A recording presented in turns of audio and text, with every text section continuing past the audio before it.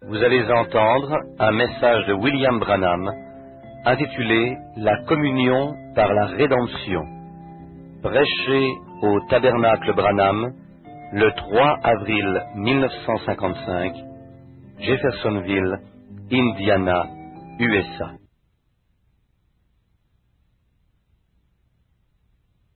Bonjour les amis, je suis à nouveau dans la joie d'être ici ce matin au service du Seigneur.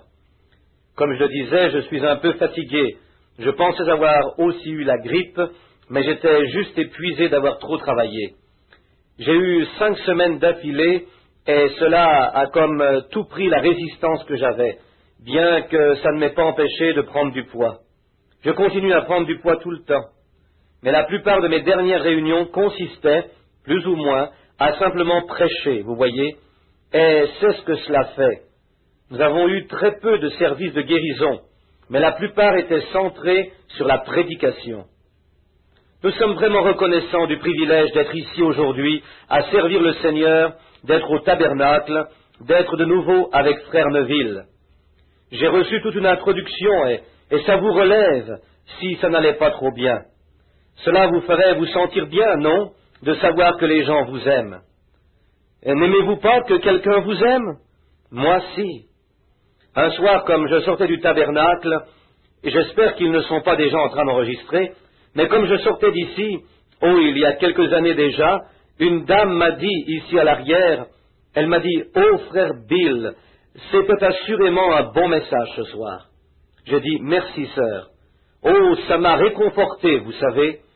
Arrivé à la porte, il y avait là un gars qui m'a dit, « Vous savez, je ne pourrais appuyer cela. » J'ai dit, « Quoi donc ?» Il a dit, « Oh, je ne voudrais pas que quelqu'un me vante ou dise quelque chose. » J'ai dit, « Moi, oui. » Voyez, j'ai dit, « Il n'y a qu'une différence entre toi et moi. Moi, je dis la vérité. » Voyez, vous apprécierez que quelqu'un vous complimente pour les efforts que vous faites. Ça vous rassure ensuite, n'est-ce pas? Aujourd'hui, j'aimerais annoncer, si Frère Neville et la congrégation en accord avec le bon Seigneur, j'ai mis cela à l'essai depuis environ 7 ou 8 ans et réussi 2 fois. Et j'aimerais, si possible, avoir un service régulier de guérison dimanche matin prochain, un simple service régulier de guérison. On en a fait l'expérience bien des fois. Cela avait bien marché le soir qu'on l'avait eu ici, et le Seigneur a été si bon pour nous. Les journaux en ont parlé. Il y avait une fille dans une chaise roulante. Elle était ici depuis longtemps, la seule chaise roulante qu'il y avait dans la salle, je crois. Quelque chose n'allait pas avec elle. Elle avait négligé quelque chose à un appel du Seigneur. Cela faisait environ 17 ans qu'elle avait été dans cette chaise roulante. Et juste ici, quand ils ont monté sa chaise roulante sur l'estrade et qu'ils l'y ont assise, elle s'est levée d'un bond et elle est sortie d'ici une femme guérie, marchant normalement. Il y avait sur l'estrade un homme sur un lit, comme le journal le relatait, et il ne tenait plus qu'à un fil, et le Seigneur l'a guéri. Il n'avait pas marché, je ne sais depuis combien de temps. Il s'est levé et s'est mis à marcher. Et puis, un soir, à l'école secondaire où cela avait lieu, le Saint-Esprit descendit, et nous avions un service régulier de guérison. Je crois qu'il y en a quelques-uns d'entre eux ici. Je crois que ce Rooks y était, ou je crois que c'était ce soir-là qu'elle a été guérie, si je ne me trompe. Eh bien, des choses se sont produites en ce temps-là, durant ces services de guérison. Nous avons essayé à 2 ou 3 autres reprises de les avoir. Ce n'est pas très souvent, étant donné que c'est ici. Quiconque sait ce que l'Écriture dit du fait d'être chez soi parmi son peuple, et ainsi de suite. C'est en quelque sorte étrange, mais ça ne marche pas comme ça devrait, vous voyez. Combien aimeraient avoir un vrai service de guérison ici au tabernacle? Oh, prierez-vous pour cela? Je vais donner des cartes à Léo et à Jane ce matin. Ils étaient ici quelque part, et puis j'ai pensé, eh bien, je pourrais venir distribuer les cartes de prière et faire une ligne de prière. Et par la suite, j'étais si fatigué que, j'ai pensé qu'il valait mieux juste venir et apporter un court message. Y aura-t-il un service du lever du soleil? Un service du lever du soleil qui commence de 5 heures à 6 heures, je crois, ou quelque chose comme cela. Est-ce bien cela? À quelle heure se lève le soleil? 6 heures, très bien. Ça devrait être entre 5 et 6 dans ce cas. Ce sera une heure d'adoration, voyez. Maintenant, ça ne va pas vous ennuyer de vous lever si tôt. Oh, les catholiques se lèvent chaque dimanche matin à 7 heures pour aller à l'église. Les protestants devraient donc être disposés à le faire une fois l'an, ne pensez-vous pas? C'est le lever du soleil. Je prêcherai juste un court moment, et puis c'est un service d'adoration. Ensuite, accourez à la maison pour déjeuner. Moi, je n'irai pas, je resterai peut-être à l'église. Et, si le Seigneur le veut, et samedi prochain, Frère Neville l'annoncera à son émission, si ça ne change pas, ce sera annoncé samedi matin prochain entre 9 heures et 9h30, si je ne me trompe pas. Est-ce exact, frère? Sur la chaîne WLRP de New Albany. Et puis, on pourrait aussi mettre une petite annonce dans le journal de Jeffersonville, le journal de New Albany. Beaucoup de nos gens viennent de ces secteurs. Ce sera sur le journal du vendredi ou du samedi de la semaine prochaine. Ensuite, on aimerait y participer. Et après cela, à 9 heures, j'aimerais que les garçons viennent vous remettre les cartes de prière, à 9 heures pile.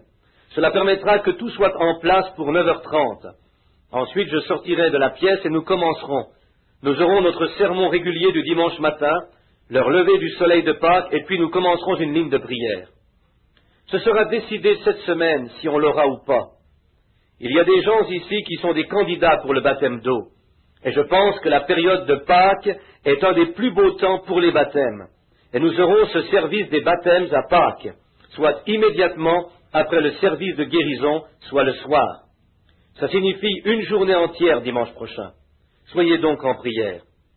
Et nous sommes très reconnaissants au Seigneur. Juste un petit rapport des réunions maintenant.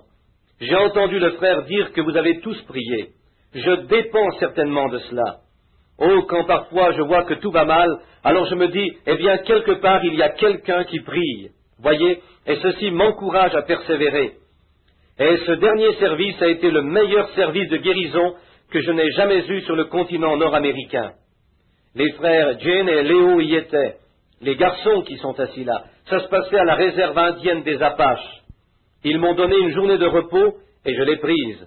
Je suis monté à la réserve indienne et j'ai tenu la plus grande réunion que je n'avais jamais eue, sinon la meilleure. Et juste un des bons sentiments qui m'est si fortement resté m'est venu pendant la ligne de prière, tandis que les garçons étaient à prendre autant de photos qu'ils le pouvaient avec mon appareil et aussi le leur. Je pense avoir eu 35 visions ou plus juste là. Et quand vous leur parlez, ils ne répondent pas comme nous le faisons, parce qu'ils ne connaissent pas la langue. Et l'interprétation, ils n'ont pas de langue écrite, ça rend cela difficile. Les Apaches ne forment pas de phrases, et ils bafouillent simplement, c'est un tas de mots, et c'est bien difficile de se faire comprendre. Et quelques-uns d'entre eux ne comprennent pas l'anglais. La première vision dont je me souvienne, c'était d'une dame et de son bébé. L'enfant était aveugle, et il lui a dit que c'était causé par le glaucome, ce qui est très répandu parmi les Indiens. Et quand la dame passa par la ligne, son petit bébé a été guéri. Ensuite, je pense que 4 ou 5 muets ont suivi, des personnes sourdes, muettes. Le Seigneur a guéri chacun d'entre eux. Ils sont si simples, tellement simples. Ils n'essayent rien d'imaginer. Ils vous croient, c'est tout. C'est pourquoi vous devez les instruire correctement sur le Seigneur, vous voyez? Pas sur eux-mêmes, parce que ça ne marchera pas, mais ça doit être sur le Seigneur. Et quand ils le voient vraiment, ils sont comme une bande d'enfants. Dites-leur simplement d'aller faire une chose et ils vont la faire. Et le long de la route, il y avait une belle petite princesse indienne haute comme 3 pommes. Ses petits yeux noirs, aussi beaux que brillants, ne voyaient pourtant rien du tout. Et le frère Marshall, le missionnaire indien de là, m'a dit, quand il est descendu dans la ligne, quand il l'a amené dans la ligne, il m'a dit, « Frère Branham, elle est aveugle. » J'ai dit, « Ces beaux grands yeux-là, ces beaux grands yeux noirs ?» Il m'a répondu, « Oui, elle est tout aussi aveugle qu'il est possible de l'être, frère Branham. » Et j'ai agité ma main devant ses yeux comme cela, et ses yeux restèrent fixes. Elle ne pouvait pas voir. Eh bien, j'ai prié pour cette pauvre petite. J'ai regardé, j'ai agité ma main de nouveau, et ses yeux restaient fixes. J'ai pensé, oh, cette pauvre petite, pas plus haute que 3 pommes, aveugle. Et je ne savais pas que son père qui la suivait était aussi aveugle. Donc quelque chose est survenu que je n'avais, je crois, encore jamais vu auparavant. Frère Neville, ce n'était pas comme une vision que vous verriez, mais il semblait que je pouvais me voir amener cette petite devant le trône de Dieu, là-haut, devant Dieu, et dire à Dieu, Père, cette pauvre petite, elle est aveugle, et d'appliquer le sang du Seigneur Jésus à l'enfant. Et puis, quand elle a été assise, et frère, j'avais mon doigt en l'air comme ceci, et j'ai dit, frère Marchand, quelque chose s'est passé. J'ai dit, il me semblait que je me voyais monter à travers les cieux avec cet enfant par la main. Et tout en parlant, je bougeais comme ceci, j'ai regardé, et ses grands yeux suivaient ma main comme cela. Elle était là, avec une vue parfaite et normale. Et ils l'ont fait passer dans la ligne. Je crois que c'était les médecins ou quelques-uns d'entre eux de l'endroit. Des hommes en costume se trouvaient là. Je les ai vus la divertir. Vous savez, essayer de lui faire regarder ses doigts et lui faire signe de la suivre. J'ai dit, allez l'examiner, elle va très bien. Et elle était là, normale et guérie. Le suivant était son père et il était aveugle. Et Dieu lui rendit sa vue normale à nouveau, là, par terre. C'est si merveilleux ce que notre Seigneur peut faire. Maintenant, ce n'est pas l'homme qui dispose de ces choses, n'est-ce pas? C'est Dieu qui en dispose. Frère Cox, est-ce que frère Joseph a envoyé The Herald of Faith? On ne les a pas reçus, ceux-là. Pardon? Un frère dit, non, pas encore, pas encore. Vous les recevrez très bientôt, note de l'éditeur. Ce cas-ci, sur la page couverture, est celui d'une dame que la clinique Mayo avait abandonnée. Et comment le Seigneur lui dit où elle était, comment elle avait été et ce qui avait eu lieu. Et la clinique Mayo disait qu'elle ne pourrait plus vivre. On peut voir sa civière sur la photo. Elle s'est simplement levée et elle est rentrée à la maison, aussi bien portante qu'il lui est possible de l'être. Et à la page suivante, on trouve un article des plus saisissants, « Né aveugle ». Je devrais simplement le lire. Est-ce que ça serait bien si je lisais ce petit paragraphe? Ça ne prendra qu'un moment. Frère Branham fait la lecture du témoignage de Madame John Scarlato, tiré du journal The Herald of Faith, volume 22, numéro 4, note de l'éditeur. Mon fils naquit aveugle. Lui et moi étions tous les deux infectés à 100%. Et d'après notre médecin, il n'y avait jamais eu d'autre cas où la mère et l'enfant vécurent. Johnny était toutefois aveugle.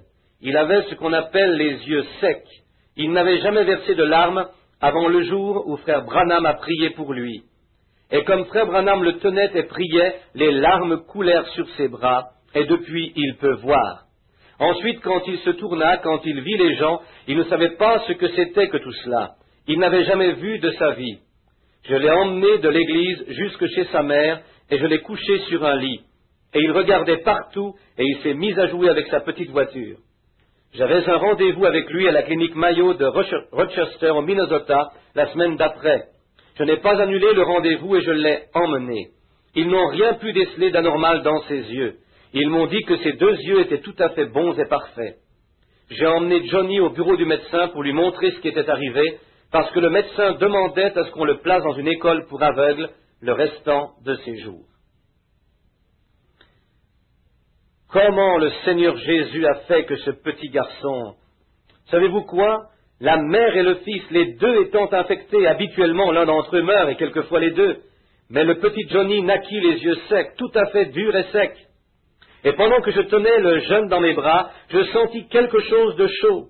Les larmes coulaient sur son petit visage jusque sur mon bras comme ceci. Il me regardait de ses petits yeux brillants, et depuis il a une vue parfaite. La clinique des frères Mayo a dit que ses yeux étaient normaux. N'est-il pas merveilleux? On ne peut pas faire autrement que de l'aimer. Cette semaine, priez pour que Dieu nous vienne en aide. Et dimanche prochain, si le Seigneur le veut, de 5 à 6, il y aura un service du lever du soleil.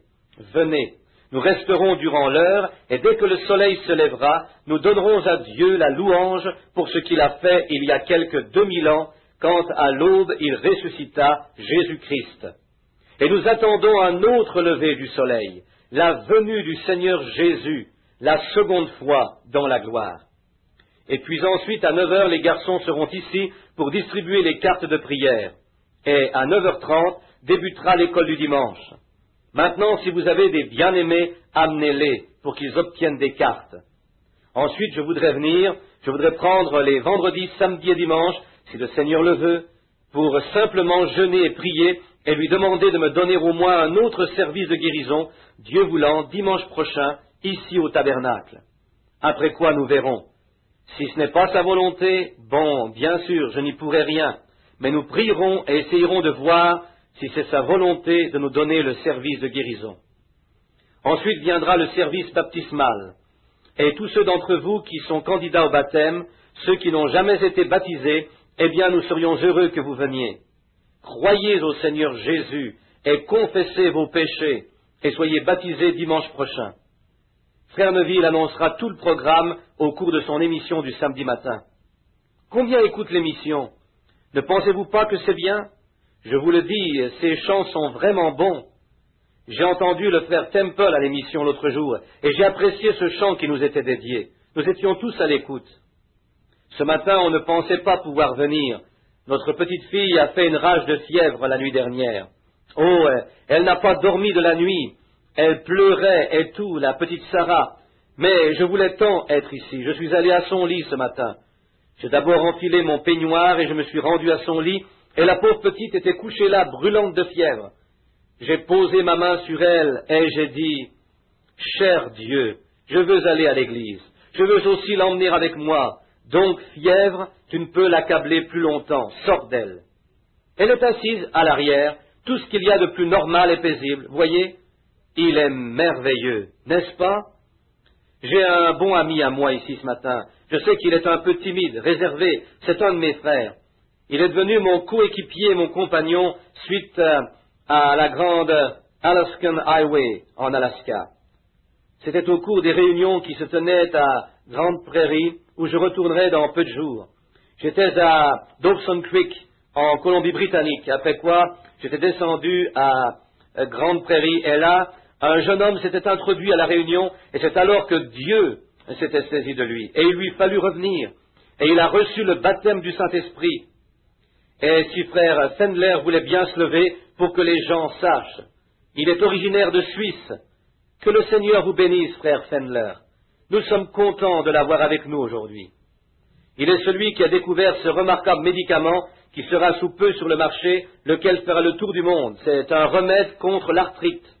Le Seigneur lui a donné. Ils en ont un échantillon au gouvernement, et ainsi de suite. C'est un remède contre l'arthrite, donné par le Seigneur Dieu seul.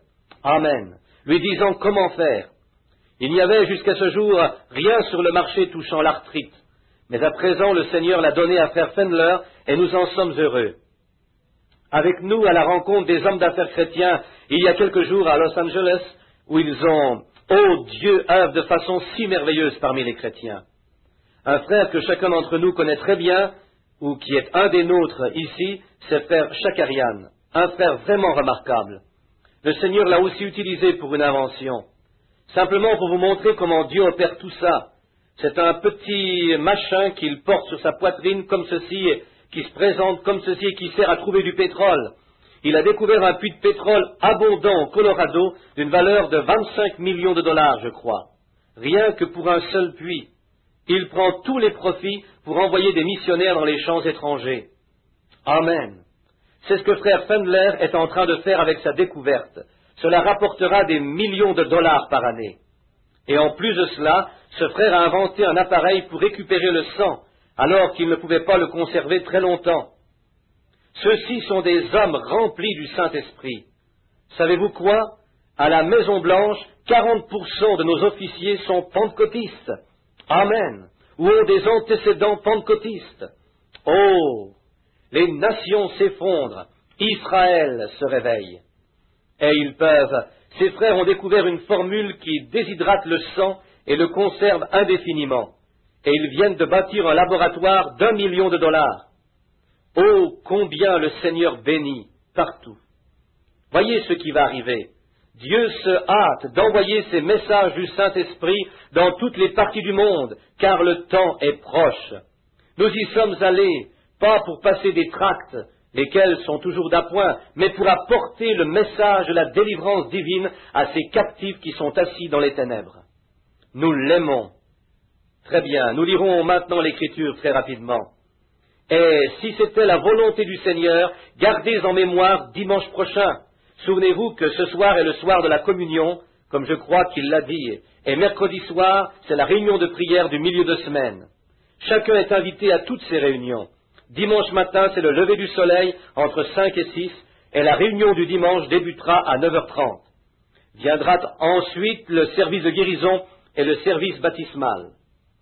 Maintenant, tournons-nous dans le vieux livre béni. Avant de le faire, chantons. Où est Sœur Gertie? Elle était ici il y a à peine une minute. Voudriez-vous revenir juste un moment? Et j'essaierai de ne pas vous retenir plus d'une demi-heure, si je le peux, sur la leçon de ce matin. Chantons juste un couplet de ce merveilleux chant d'autrefois. Ma foi regarde à toi. Combien le connaissent? Est-ce dans le livre des hymnes ou le connaissons-nous simplement? Voyons voir. Au-dedans de nous, aujourd'hui, nos cœurs débordent de joie à la pensée qu'un jour ce vieux tabernacle terrestre dans lequel nous habitons, cette construction d'argile, telle une cage qui retient l'oiseau, que nos âmes prendront leur envol un de ces jours, comme un oiseau de sa cage dans les bras de notre bien-aimé. Quand nous te verrons venir, cette enveloppe de chair cédera et montera. Notre foi regarde maintenant à toi. Pardonne-nous pour tout ce que nous avons fait, tous nos péchés et nos transgressions. Je prie que tu t'établiras maintenant sur nous. Viens dans nos cœurs, bénis-nous et prends la parole de Dieu, et donne-en à chaque cœur à la mesure de notre besoin aujourd'hui. Et nous te donnerons la louange, car nous le demandons en son nom. Amen. Tournons rapidement aux Hébreux, le 9e chapitre, en commençant au 11e verset. Et ce matin, Dieu voulant, nous parlerons sur la communion par la rédemption. Maintenant, dans Hébreux 9, tous ceux qui ont leur Bible et qui aimeraient faire l'étude avec nous un moment, j'aime la parole. Vous savez, la foi vient de ce qu'on entend, et ce qu'on entend vient de la parole de Dieu. Mais Christ est venu comme souverain sacrificateur des biens à venir. Il a traversé le tabernacle plus grand et plus parfait qui n'est pas construit de main d'homme, c'est-à-dire qui n'est pas de cette création. Et il est entré une fois pour toutes dans le lieu très saint, non avec le sang des boucs et des veaux, mais avec son propre sang, ayant obtenu une rédemption éternelle. Et dans Job, le 19e chapitre, les 23e, 24e et 25e versets, nous lisons ceci concernant la rédemption. Paul, ici, dans Hébreux, nous dit qui était notre Rédempteur, comment par une seule offrande il a amené à la perfection pour toujours ceux qu'il a sanctifiés. Maintenant, au 23e verset, Job dit « Oh, je voudrais que mes paroles fussent écrites, qu'elles fussent écrites dans un livre. Je voudrais qu'avec un burin de fer, avec du plomb, elles fussent pour toujours gravées dans le roc. Mais je sais que mon Rédempteur est vivant et qu'il se lèvera le dernier sur la terre. Quand ma peau sera détruite, il se lèvera. Quand je n'aurai plus de chair, je verrai Dieu. Je le verrai. Mes yeux le verront et non ceux d'un autre. Mes reins se consument dans mon sein. » Puisse le Seigneur ajouter ses bénédictions à sa parole, parlant de rédemption et de communion.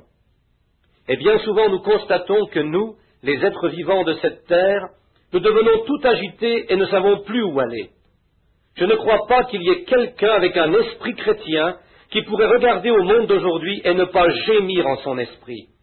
Je me suis souvent demandé comment les gens d'aujourd'hui pouvaient prendre cette vie autant à la légère. Ce n'est pourtant pas de peu d'importance. C'est ici la raison même pour laquelle on a été placé sur terre. C'est pour adorer et parvenir à Dieu et pour venir en communion avec lui. Et de voir les hommes perdre leur temps comme s'il n'y avait point de Dieu. Oh, l'homme s'est retiré lui-même dans cette sorte de condition.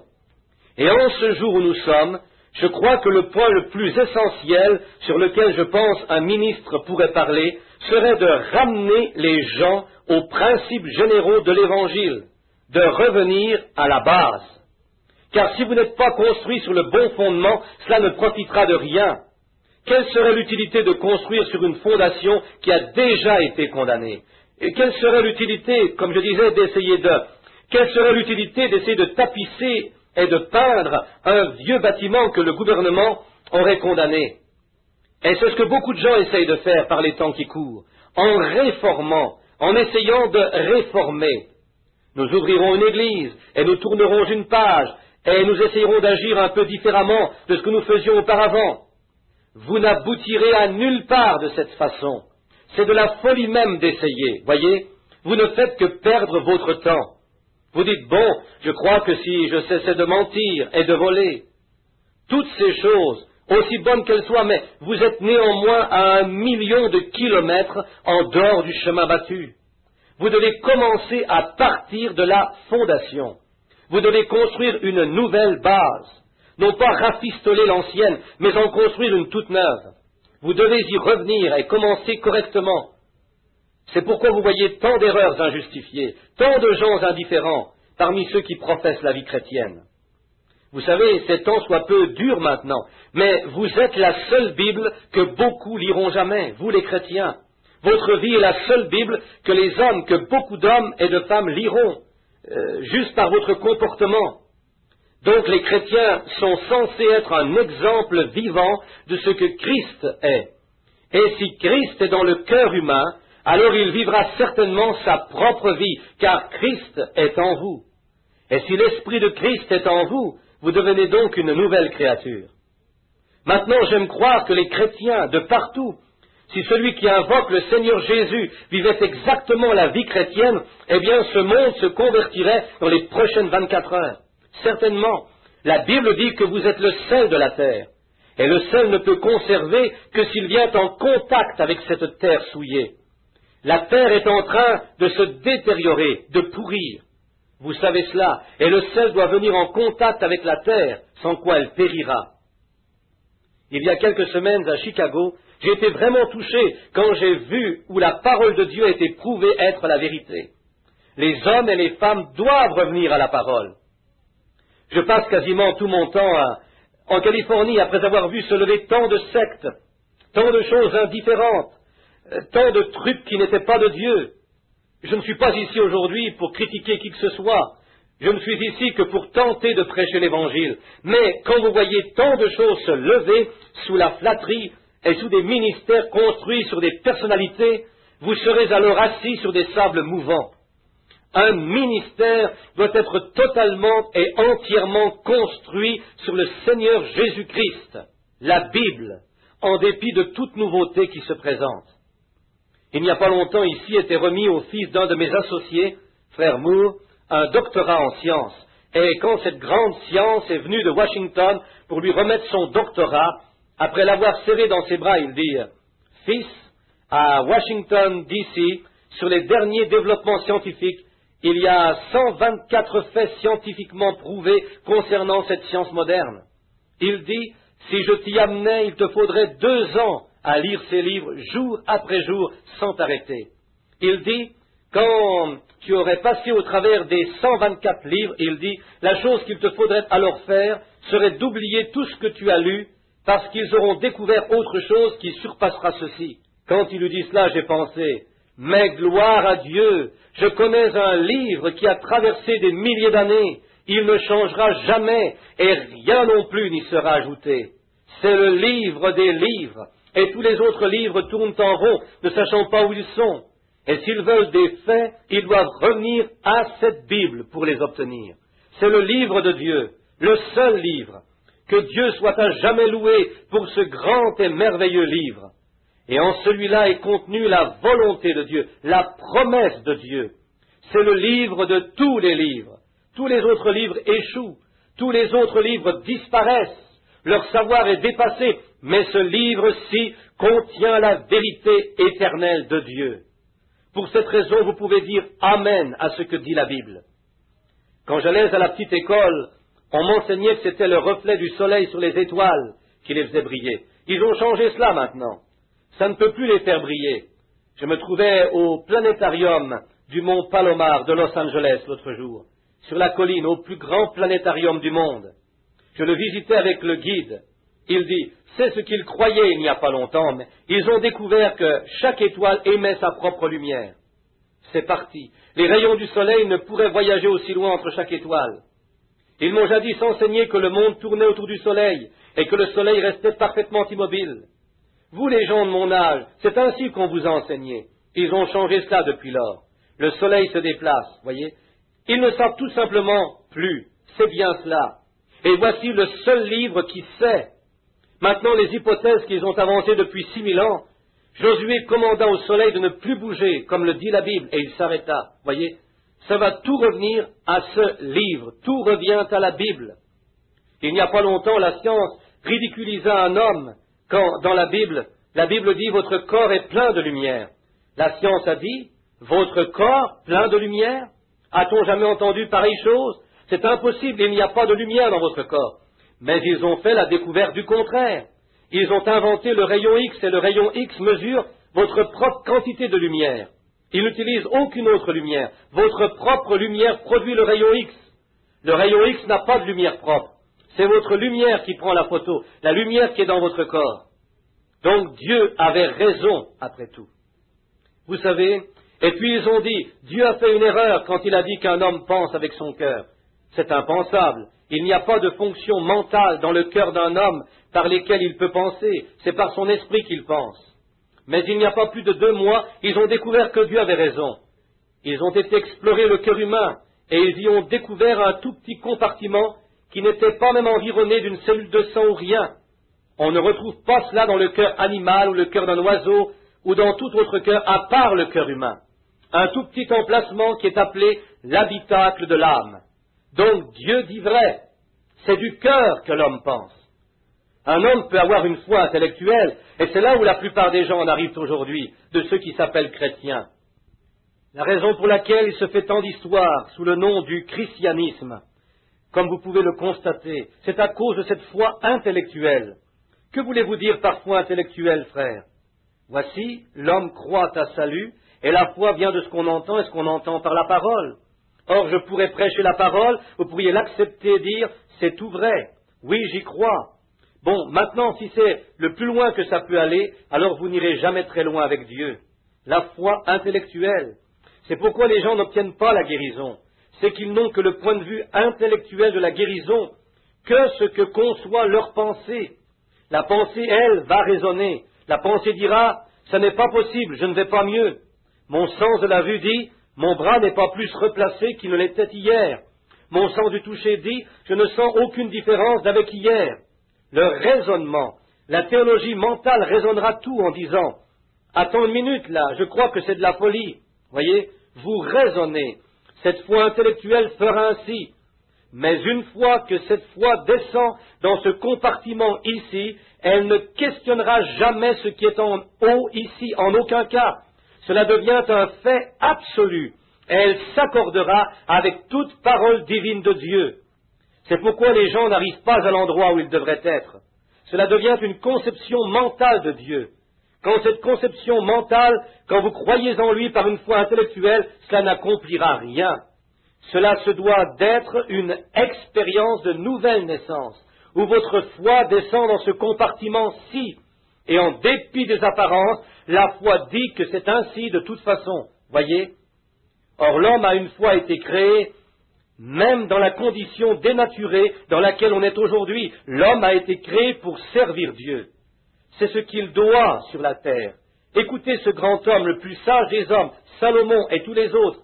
Dans l'Ecclésiaste, il dit, écoutons la fin du discours. Crains Dieu et observe ses commandements. C'est là ce que doit tout homme. C'est là ce que doit tout homme. Nous nous demandons pourquoi nous sommes ici, les hommes et les femmes, pourquoi nous portons des vêtements et avons à lutter, tandis qu'il n'en est pas ainsi pour les animaux. Dieu nourrit ses petits oiseaux et prend soin de tout le reste, mais nous devons nous débrouiller.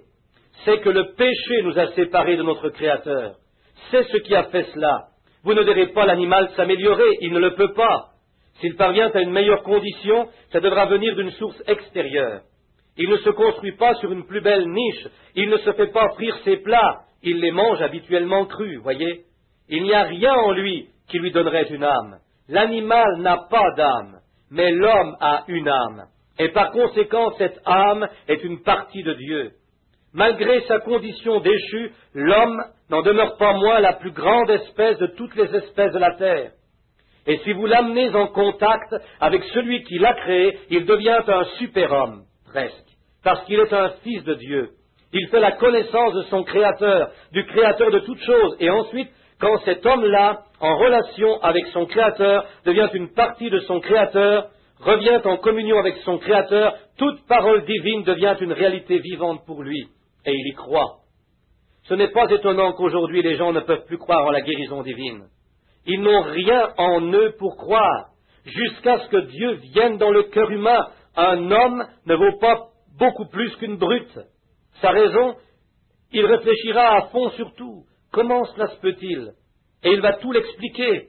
Mais si jamais Dieu prend sa position dans le cœur humain, tous les raisonnements s'effacent. Dieu passe en premier. Amen. Au commencement, quand Dieu créa l'homme pour l'adorer et vivre, Dieu qui prenait soin de lui le nourrissait. L'homme avait une communion parfaite avec Dieu. Tout était parfait. Dieu descendait le soir et parlait à Adam et Ève. Quel beau tableau! Ils ne se faisaient pas de mal. Rien ne pouvait leur nuire. La maladie ne pouvait pas les atteindre. Ils ne savaient même pas ce que c'était. Ils ne savaient pas ce que c'était d'être âgés. Ils ne savaient pas ce que c'était d'être blessés. C'était impossible qu'ils le soient. Ils étaient dans la présence des puissances omnipotentes de Dieu, lesquelles les tenaient en contrôle et par son esprit, il les guidait. Rien ne pouvait leur nuire.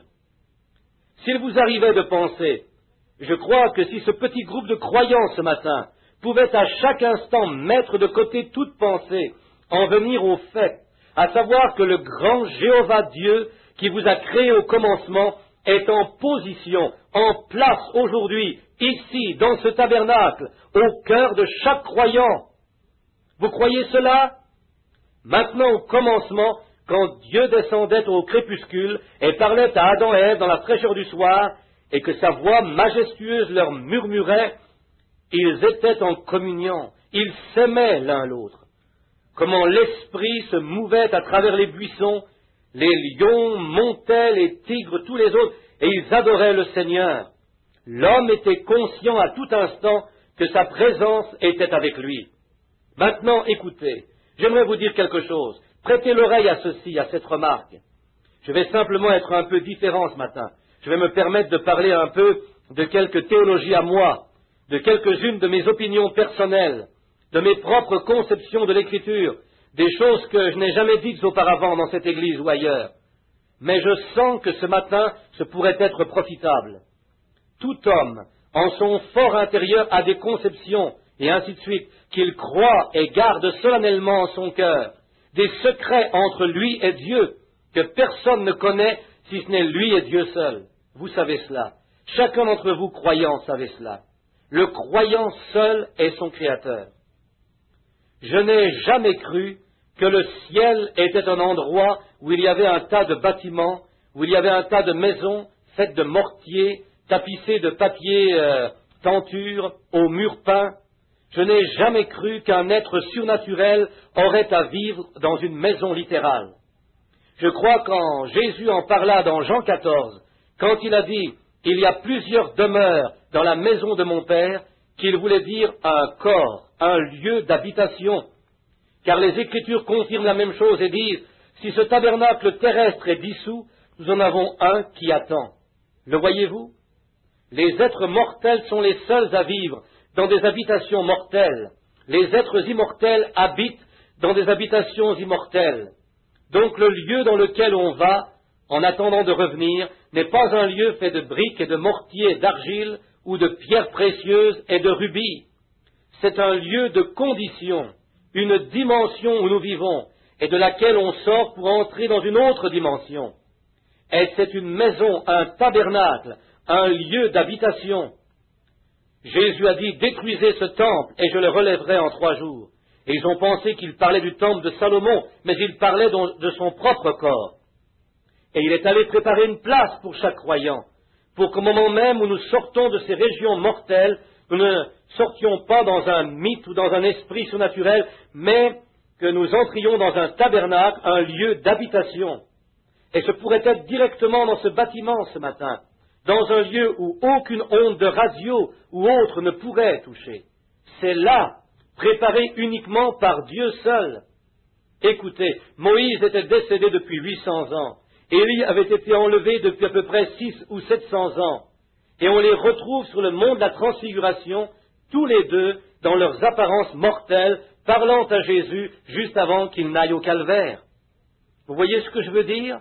Or, ce que j'essaye de dire, c'est que nous regardons à quelque chose de mythique, de lointain, d'inaccessible, à 100 millions d'années. J'ai eu une révélation l'autre jour, alors que j'étais à l'observatoire du mont Palomar, regardant au temps, à l'espace, jusqu'à Mars et au dernier continent, et ainsi de suite, et la lumière voyageant à tant de milliers de kilomètres à la seconde. Si un ange partait de l'étoile la plus éloignée pour venir ici, il lui faudrait des milliards de fois, des milliards de fois, des milliards d'années pour y parvenir. S'il partait de Mars pour venir ici, volant à la vitesse de la lumière, il lui faudrait des milliards d'années pour arriver jusqu'ici. Je ne peux croire qu'il y ait une maison si loin là-bas, mais je crois que cette maison dont Dieu parlait est présente juste ici maintenant. C'est le lieu où les êtres mortels, quand nous cessons d'être mortels ici, nous entrons dans l'immortalité là-bas, dans un lieu. Aussi je crois que c'est là où se trouve Jésus aujourd'hui, le Seigneur Jésus ressuscité, pas très loin là-bas, quelque part à 1,5 million de kilomètres, mais directement ici, présent avec nous, maintenant. Dans la 4e dimension, les gens peuvent prouver qu'à travers cette pièce, comme je vous parle, passe une onde radiophonique, des messages radiophoniques. Passant directement à travers ce bâtiment, comme je vous parle, parviennent des images télévisées, mais c'est trop rapide pour l'œil. Maintenant, allez à des millions de kilomètres au-delà de cette dimension et vous parviendrez en un lieu tout aussi réel qu'il y a des images télévisées dans cette pièce-ci ce matin. Là est le Seigneur Jésus-Christ, le Fils ressuscité de Dieu qui se tient ici. Et la raison pour laquelle vous ne pouvez le voir, c'est que notre cœur n'a pas été syntonisé sur cette fréquence. Et la raison qui nous empêche de voir les images télédiffusées, c'est que nos corps ne sont pas conçus pour capter des diffusions envoyées par moyens mécaniques. Mais quand notre corps se met en syntonisation avec Dieu, devenant une partie de lui, alors notre âme peut capter la puissance du Saint-Esprit pour confirmer la présence du Seigneur Jésus-Christ, ainsi que toute sa puissance et son omnipotence. Il est ressuscité des morts, il vit avec nous aujourd'hui, et il veut communier avec son peuple à nouveau. Sa grande majesté, sa gloire est en train de se déployer, et il désire communier à nouveau avec son peuple, comme il le faisait au Jardin d'Éden. Je sais que j'ai tourné autour de cela un long moment, mais je voulais que vous captiez cette image, pour que vous ne l'oubliez jamais. Où que vous soyez à la piscine ou au casino, il y a quelqu'un d'invisible qui vous guette. Si vous supportez des persécutions pour le nom du Seigneur, quoi que ce soit, prenez qui vous voudrez et observez. L'homme récoltera ce qu'il a semé à tout coup. S'il agit mal, il ne s'en tirera jamais comme cela. S'il agit correctement, il viendra dans la gloire avec cela. Vous ne pouvez tout simplement pas passer à côté. C'est Dieu, il est ici, il connaît les profondeurs même de votre cœur. Il sait qui vous êtes et tout ce que vous avez fait. Parfois dans les réunions, j'observe comment ces visions deviennent matérielles. Je me disais, ô Dieu, comment cela peut-il se faire? Quand il y a à peine 1 minute, ce venait ici un homme avec ses bras croisés, me regardant, et j'ai entendu sa voix me parler et me dire des choses qui allaient arriver et qui n'ont jamais manqué d'arriver. Et pourtant je ne le vois plus. Et je sais qu'il y a un pays au-delà de la rivière. Il y a une région quelque part là-bas, que les personnes glorieuses que sont les grands anges de Dieu et son être communient à nouveau. La communion. Au commencement, Dieu se mouvait à la surface de la terre, et l'âme d'Adam et Ève était sans tache. Ils entendaient le mugissement et voyaient cette belle lumière là-bas, brillante à travers les buissons. C'était Jéhovah qui leur parlait. Et puis le péché les sépara. Ils se mirent à pécher. Dieu n'avait qu'un seul moyen pour qu'un pécheur atteigne un Dieu saint. Et ce n'était pas par sa propre justice, ce n'était pas en raccommodant une vieille chose, c'était par la mort et la résurrection. C'était le seul moyen. Dieu condamna l'homme dans le Jardin d'Éden parce qu'il avait péché et son corps entier a été imprégné du péché. Et vous ne pourrez jamais tourner une nouvelle page. Écoutez, je me soucie peu de votre grande fréquence à l'église et des bonnes choses que vous faites. Tout ça, c'est très bien. Vous achetez du charbon à la veuve quand elle a froid. Vous lui achetez de la nourriture quand elle a faim. vous pourvoyez à ce que les enfants ne manquent de rien. C'est bien, il n'y a rien à redire à ce sujet. Mais mon frère, ma sœur, vous serez un être misérable jusqu'à ce que ce vieux fondement soit tout à fait éliminé et que vous deveniez une nouvelle créature en Jésus-Christ, pour que cette âme puisse entrer en contact avec Dieu, pour communier. Vous le voyez?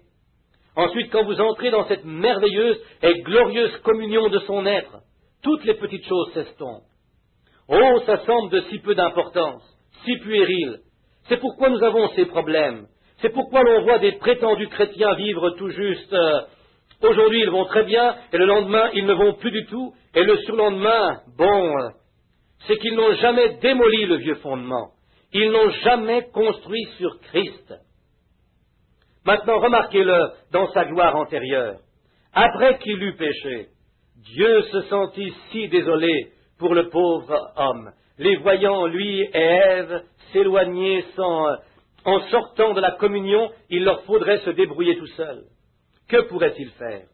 Ils avaient un père bien-aimé qui aurait bien pris soin d'eux, mais voilà que par la désobéissance, ils coupèrent toute communion. Plus de communion. Ils devaient s'occuper d'eux-mêmes, ils devaient cultiver la terre et gagner leur pain à la sueur de leur front. Ils devaient connaître la maladie et mourir, ainsi que toutes sortes d'ennuis, de tristesse et de désappointements. Pourquoi? La communion avait été rompue. Plus de communion avec Dieu. C'était devenu impossible. C'est là où en sont les hommes de nos jours.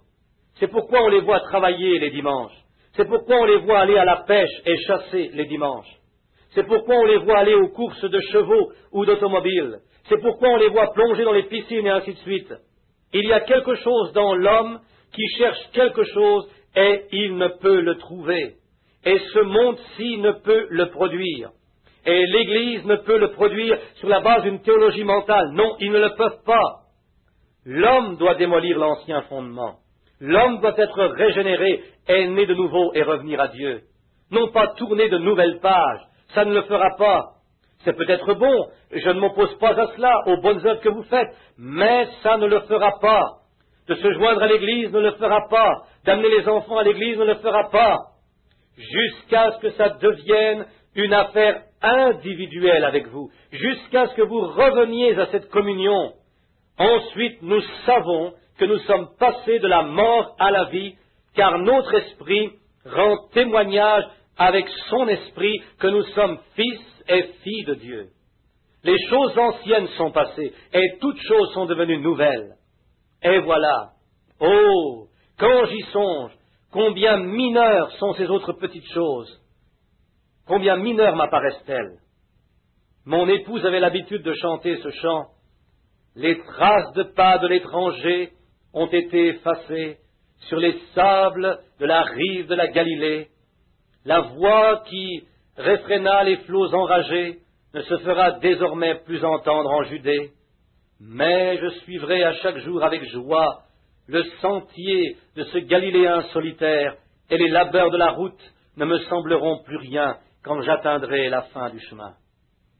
Il y a quelque chose au-delà du voile là-bas qui attire le chrétien.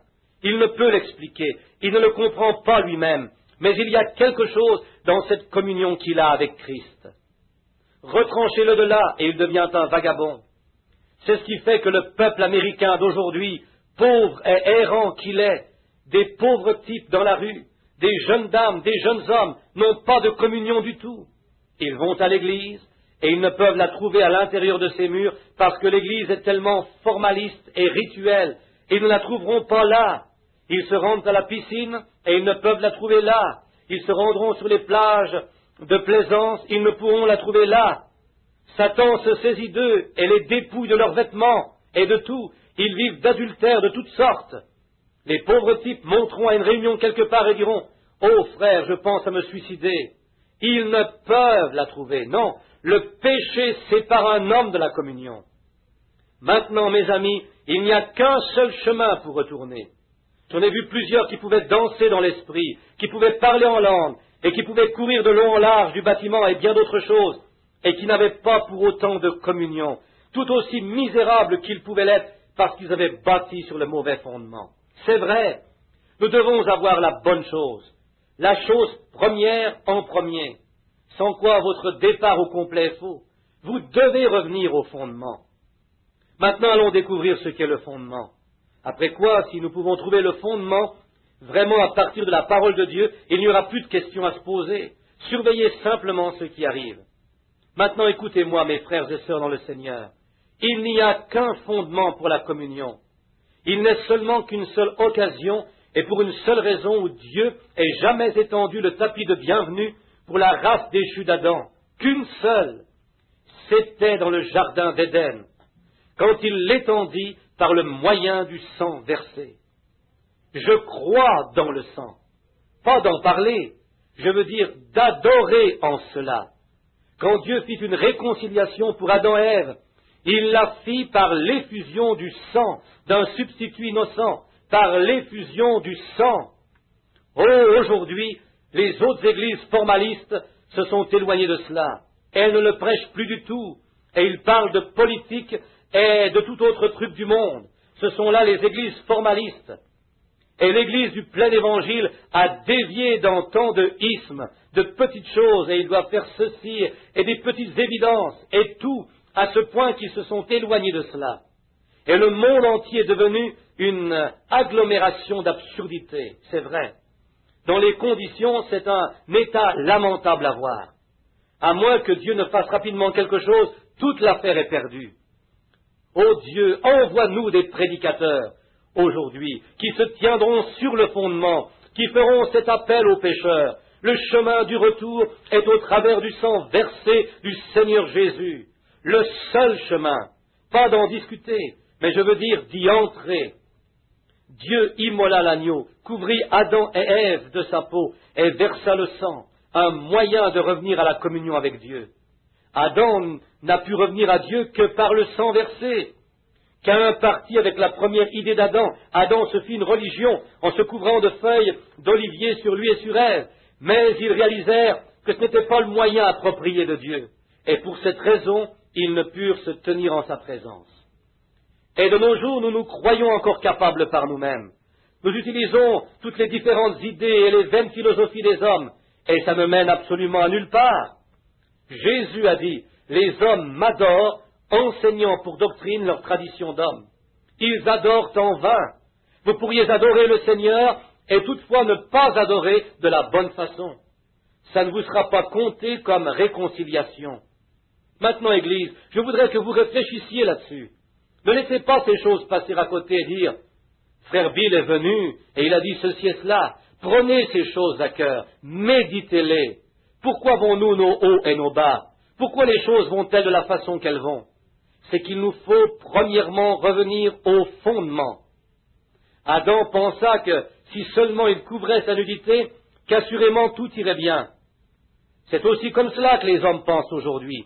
J'irai joindre une église. Peut-être y en a-t-il beaucoup qui disent « Je veux être comme l'autre, donc je crois, je peux taper des mains jusqu'à crier. » D'autres disent « Je croirais si je pouvais juste parler en langue un petit peu, après quoi je serais rassuré. » Et vous pouvez entrer dans une confusion de voix, ce qui ne serait pas du parler en langue. Vous pourriez parler véritablement en langue, et par ailleurs ne pas encore être en ordre. Paul a dit, quand je parlerai la langue des hommes et des anges, si je n'ai pas la charité, je ne suis rien. Vous dites, si j'allais imposer les mains aux malades et qu'ils recouvriraient la santé, je serais rassuré. Jésus a dit, plusieurs viendront à moi en ce jour-là et diront, Seigneur, n'ai-je pas chassé des démons en ton nom? N'ai-je pas prophétisé, prêché en ton nom? N'ai-je pas en ton nom accompli beaucoup d'œuvres puissantes? Alors je leur déclarerai, je ne vous ai jamais connu, retirez-vous de moi, vous, ouvriers d'iniquité. De venir par un autre moyen, que cela descende profondément maintenant, de venir par un autre moyen que celui pourvu par Dieu, le sang, a donc surgi avec une couverture aussi bonne, aussi fondamentale qu'il lui était possible d'être, mais c'était la mauvaise façon. Et aujourd'hui, les gens ont des églises qu'ils joignent, y apposent leur nom, se réforment, vont prendre la communion et font différentes choses, tout aussi religieusement qu'il se peut faire. Mais ce n'est pas encore la façon. Ce n'est pas ce que Dieu demande. Sur la base du sang versé, donc, s'ouvrait pour Adam et Ève un chemin pour rentrer au bercail, pour communier avec Dieu. Et il a été emprunté à travers les âges, il a été emprunté à travers chaque âge. Job, le plus ancien livre de la Bible. Pour revenir à notre lecture de l'Écriture, Job l'a emprunté. Le livre de Job a été écrit avant que la Genèse soit écrite. Le livre de Job est le plus ancien livre de la Bible. Et bien sûr, Moïse a écrit la Genèse plusieurs centaines d'années plus tard. Mais pour Job, le seul moyen qu'il avait pour venir communier à Dieu était à travers le sang versé de l'agneau et un holocauste. Dieu l'avait béni et il devint un grand homme. Il avait des richesses en abondance, des chameaux, des bœufs, des moutons. Oh, quel grand homme il était! Et tous s'inclinaient devant lui et disaient, Job, oh, tu es un exemple. Ensuite, Satan, l'accusateur, monta et dit devant Dieu, et Dieu dit, as-tu remarqué mon serviteur Job? C'est un homme droit, un homme intègre. Il n'y a personne comme lui sur toute la terre. Pensez donc, personne comme lui sur toute la terre. Il répliqua, c'est sûr, tu l'as entouré de tous côtés. Cet homme possède tout, une bonne santé, de la vigueur, beaucoup d'argent, beaucoup de tout. Pour sûr, il peut te servir. Mais livre-le-moi quelques minutes. Il dit, je l'aurai, je le ferai te maudire en face. Maintenant, remarquez, oh, comme j'aime ceci, Dieu connaissant le cœur. Job n'avait qu'un seul moyen, c'était par la communion, par l'effusion du sang. Il avait parlé à Dieu, il savait qu'il existait. Dieu avait confiance en Job parce qu'il avait eu cette communion avec Job. Oh Dieu, puisse le tabernacle Branham voir cela aujourd'hui. Le seul moyen qui permette à Dieu d'avoir confiance en vous, ce n'est pas parce que vous faites quelque chose ou que votre foi accomplit quelque chose, mais c'est quand vous êtes en communion. Amen. La communion. Un grand réveil baptiste est en cours en ce moment. J'ai entendu un prédicateur baptiste dire, il y aura plus de membres baptistes à Churchill Downs qu'il y en aura au réveil baptiste. C'est la vérité. Et pourquoi? Parce que l'Église baptiste a laissé tomber. Ils deviennent baptistes en devenant membres. Ils deviennent baptistes en joignant l'Église. Ils deviennent baptistes en étant baptisés d'eau. Mais s'ils étaient en communion avec leur Créateur, la présence de Dieu, de parler et communier avec lui, serait d'un trésor beaucoup plus grand que les choses du monde. Ils ne s'inquiéteraient plus que ceux-ci se retrouvent dans de tels endroits. Vous n'avez plus à vous en inquiéter si jamais l'homme entre en communion. Vous pourriez me parler de Frère Neville comme étant un homme bien, quel brave homme il est. Si c'est ce que j'entends dire de lui, c'est très bien, je le croirais certainement. Mais je ne le saurai jamais personnellement jusqu'à ce que je fraternise un peu avec lui, jusqu'à ce que nous nous asseyions ensemble à une table, et que par-dessus cette table, nous parlions ouvertement, et que nos esprits se fondent ensemble. Ensuite, j'aurai une idée de quoi il est constitué. Vous avez peut-être entendu parler de Jésus par le moyen de la prédication. Vous avez peut-être entendu dire de votre mère qu'il est merveilleux. Vous avez peut-être entendu un prédicateur dire qu'il guérit les malades. Et il se pourrait qu'il vous ait déjà guéri par sa puissance. Mais vous ne saurez jamais ce qu'il est avant de vous être une fois abandonné à lui, dans la communion, et que votre esprit et son esprit se soient fusionnés ensemble, témoignant d'un commun accord que vous êtes fils et filles de Dieu. C'est alors que les choses anciennes passent. Vous n'aurez plus à vous inquiéter du monde, car par une seule offrande, il a amené à la perfection pour toujours ceux qui ont communion avec lui à travers le sang. La communion. Or, Dieu avait confiance en Job. Il avait communié avec lui et il savait que Job pourrait mettre sa foi en lui. Aussi dit-il, très bien, Satan, vas-y, il est entre tes mains, mais ne lui ôte pas la vie. Fais tout ce que tu voudras, sauf cela. Alors Satan, excellant à son poste, se retira et il fit périr tous les enfants de Job. Là, j'aimerais vous faire remarquer une petite chose. Je crois que Job a dû en avoir un pressentiment. Avez-vous remarqué que lorsque ses enfants, lorsqu'ils étaient tous réunis ce jour-là, ils avaient un grand banquet? C'est là où vous tombez habituellement dans l'embarras, allant dans ces grandes soirées. Le bureau offrira un grand gueuleton. Vous participerez à la veille de Noël, comme Billy Graham l'a relaté dans le journal l'autre jour. Et vous vous enivrez pour la première fois. Vous devez donner de l'air à votre âme. Vous avez été enfermé si longtemps, donc vous devez sortir un peu et laisser s'évader votre âme. Vous devez sortir un peu, avoir du bon temps pour vous relaxer en quelque sorte, vous donner des vacances. Frères, cela montre que vous n'avez jamais été en communion avec Christ. Si un homme ou une femme a déjà goûté à la communion divine avec Christ, je le préférerais à toutes les vacances et les choses du monde. Certainement. Si vous voulez me faire relaxer, laissez-moi sentir Christ. Laissez-moi lui parler un peu, et mes fardeaux seront enlevés. Ils ne seront plus. Non, je préférerais lui parler à tout ce que je connais du monde, avoir communion avec lui. Donc Dieu savait que Job avait goûté. David a dit, goûtez et voyez que l'Éternel est bon. Goûtez-y une fois seulement, et voyez s'il n'est pas bon. Il goûte comme le miel du rocher. Maintenant la grande communion. Donc Satan descendit. Mais avant qu'il ne descende, Job dit, mes enfants sont allés festoyer ce soir. Je suis à me demander si on ne pourrait pas avoir plus de pères et de mères comme Job, des parents. Il dit, mes enfants sont sortis festoyer ce soir. Ils visitent des voisins mondains. Peut-être il se pourrait qu'ils pêchent. Oh! Si les pères et les mères agissaient plus de la sorte, il n'y aurait pas de délinquants juvéniles. Les jeunes ne courraient pas les rues comme ils le font, voyez? Mais si d'aventure ils commettaient le péché, je vais offrir une offrande pour chacun d'eux.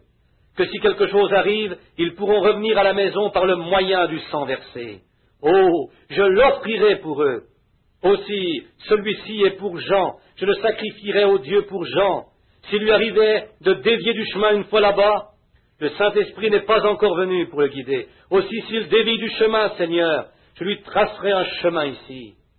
Oh, Marie, elle est là-bas ce soir. Aussi, Seigneur, si elle dévie, oh, je l'ai bien élevée, mais si elle dévie, je lui tracerai un chemin par le moyen du sang répandu pour qu'elle revienne. Oh Dieu, accorde-nous plus de ces mères, priant ainsi pour leurs enfants la nuit venue. C'est la colonne vertébrale de toute nation. Très bien, je leur tracerai un chemin. Bref, après un temps, la colère du diable s'abattit sur eux et les tua tous, ainsi que tous ses moutons, tout son bétail, tout ce qu'il possédait. Même sa santé en prit un coup. Et il se retrouva plein d'ulcères, assis sur un tas de cendres, un tesson en main pour gratter ses ulcères. Il avait tout perdu. Oh, voici, regardez, qu'en aurait-il été s'il n'avait eu qu'une foi intellectuelle? Ces raisonnements auraient dit, Bildad et les autres descendirent, ils ont commencé à lui dire, regarde-nous, Job, je voudrais que tu réfléchisses à ceci maintenant. Regarde, cela démontre que tu es dans l'erreur. Toute ta théologie est fausse, Job. Parce que comme tu vois, Dieu t'a tourné le dos. Tu n'as pas joint la bonne église. Tu vois, Job, regarde, tout est allé de travers. Mais, si c'est tout ce qu'avait possédé Job, si tout son désir avait porté sur cela seulement, sa propre pensée lui aurait raisonné cela et dit, je crois qu'ils ont raison, je crois qu'ils ont raison. Mais, amen, Job avait communié. Il a dit, non, je ne fais pas fausse route, car je base ma foi sur cette unique chose, j'ai parlé avec lui. Et je suis venu par le moyen qu'il a pourvu. Je suis venu par le moyen du sang versé, et c'est ce qu'il exige. Et je lui ai parlé, et mon âme demeure en lui. Vous y voilà, la communion, il n'y a rien de tel. Laissez tomber votre adoration formaliste, et entrez en communion avec lui une fois. Cessez cet aller à l'église le dimanche, et faire une petite prière avant d'aller au lit. Et sortez réellement et entrez en communion.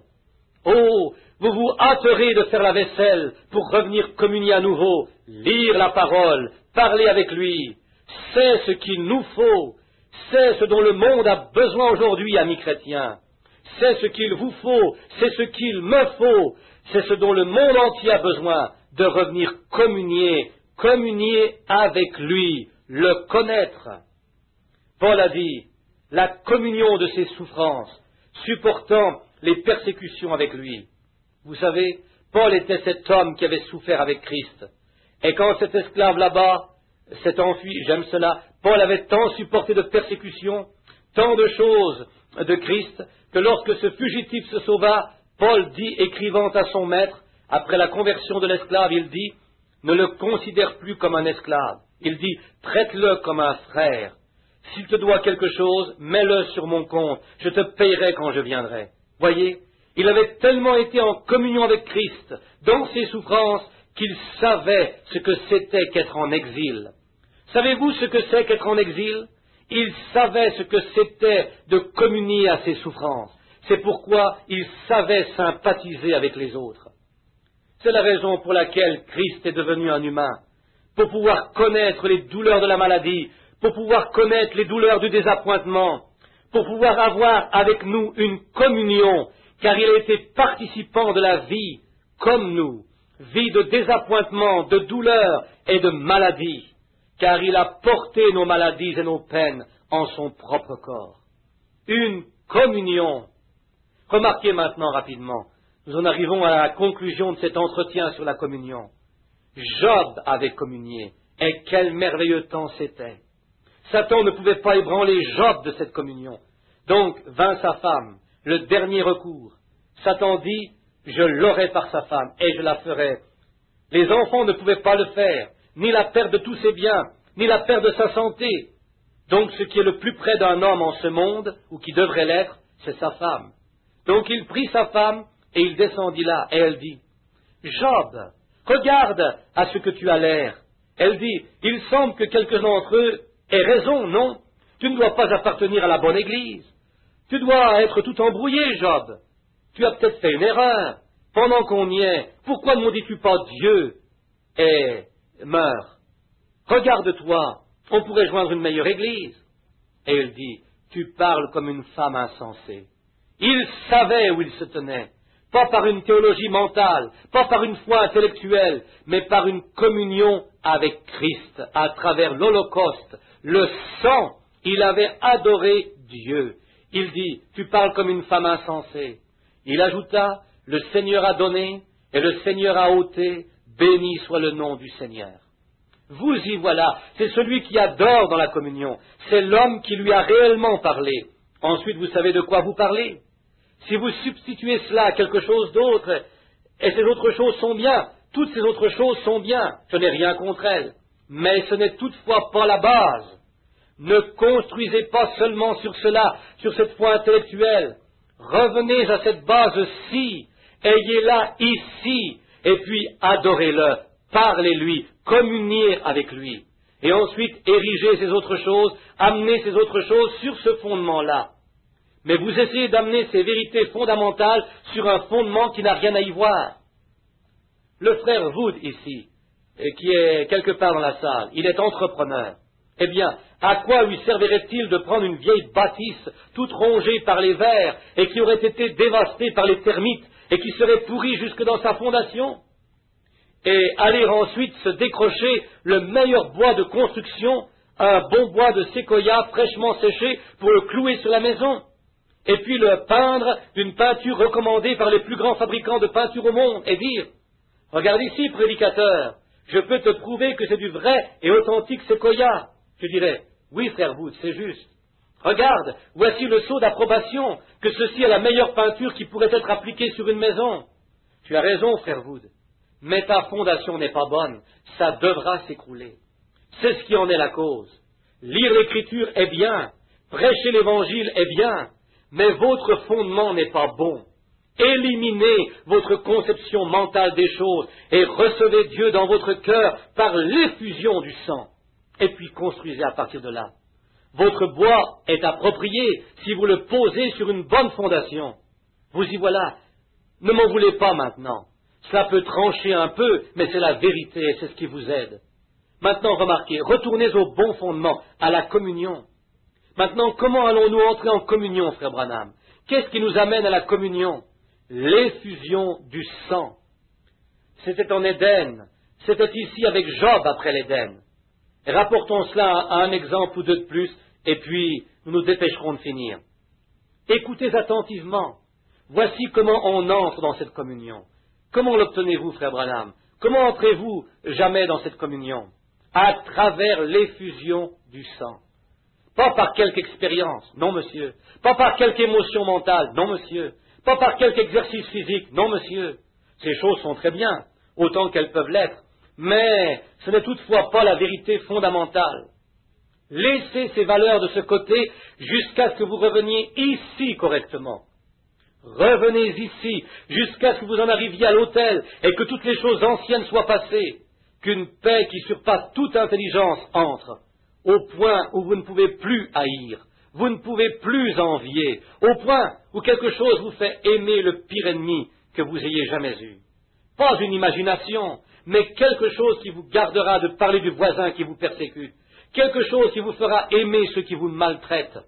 Cela vous fera prier pour ceux qui sont indifférents et méchants à votre égard. C'est le fondement. Quand l'ange ayant charge de sceller à traverser le pays, il avait l'ordre de faire une marque sur ceux qui soupiraient et qui gémissaient à cause des abominations qui se commettaient dans la ville. Je dirais ceci avec respect et considération maintenant. Ne vous en prenez pas à moi, ne vous fâchez pas contre moi plutôt. Mais qu'en serait-il si l'ange qui est chargé de sceller traversait cette nation aujourd'hui? Où trouverait-il des hommes si profondément consacrés à Dieu qu'ils gémiraient jour et nuit à cause des péchés de cette nation qui est en train de sombrer sous ses péchés?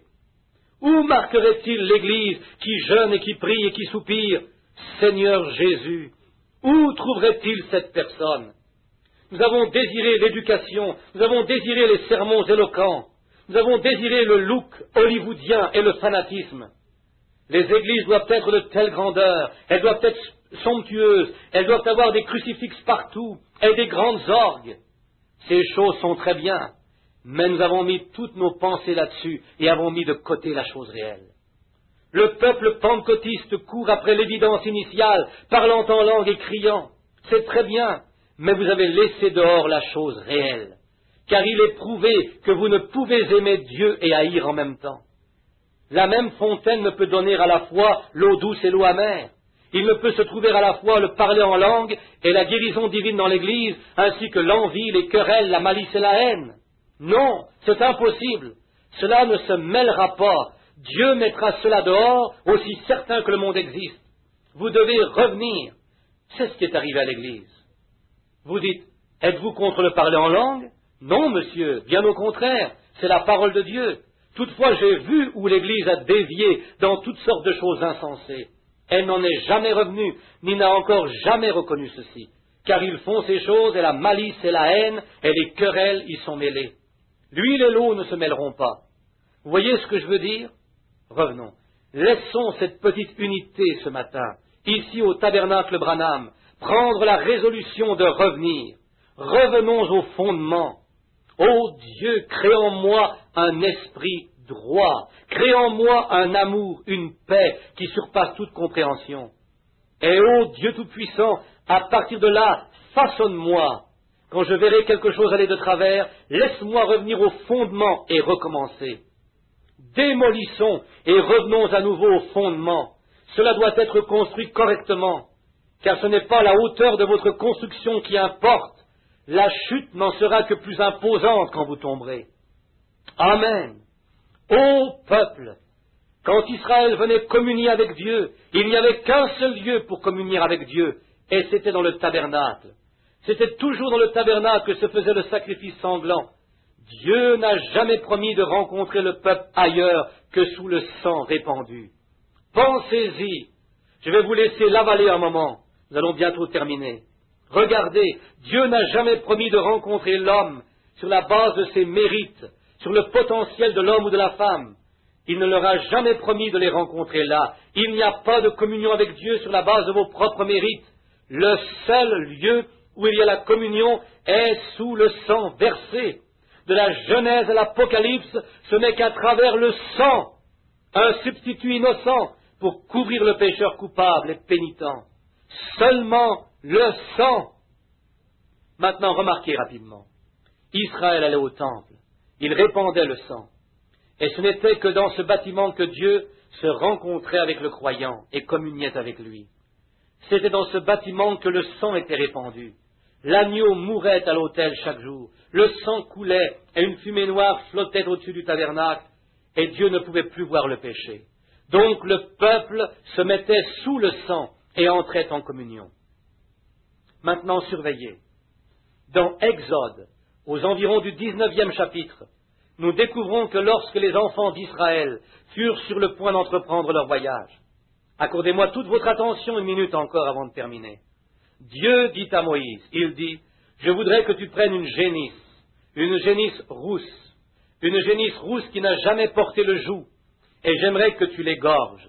Ensuite, je voudrais, quand tu l'égorgeras, qu'Éléazar, le sacrificateur, se tienne là comme témoin. Et comme il s'y tiendra, une fois que la génisse est morte, qu'il plonge ses doigts dans le sang et qu'il en asperge sur l'assemblée, sur le lieu d'adoration, 7 fois à l'entrée, comme ceci. 7 fois devant l'arche, le lieu d'adoration publique. Ensuite, prends la génisse, couvre-la et brûle-la, et prends ses cendres et mêle-les à l'écarlate et à l'hysope et au cèdre. Oh, j'aimerais avoir le temps d'aller voir ce que sont ces choses, l'écarlate et l'hysope et le cèdre. On découvrirait que Jésus n'était pas mort sur un cornouiller comme ils le prétendent. Remarquez, ensuite brûle-les tous ensemble, et puis dépose-les hors du camp dans un lieu pur comme eau de purification. Et toutes les fois que quelqu'un sera en dehors de la communion, il devra venir et on aspergera sur lui cette eau de purification. Ensuite, il pourra entrer en communion. En dehors de cela, il ne pourra pas entrer. Surveillez maintenant la beauté de ceci avant de terminer.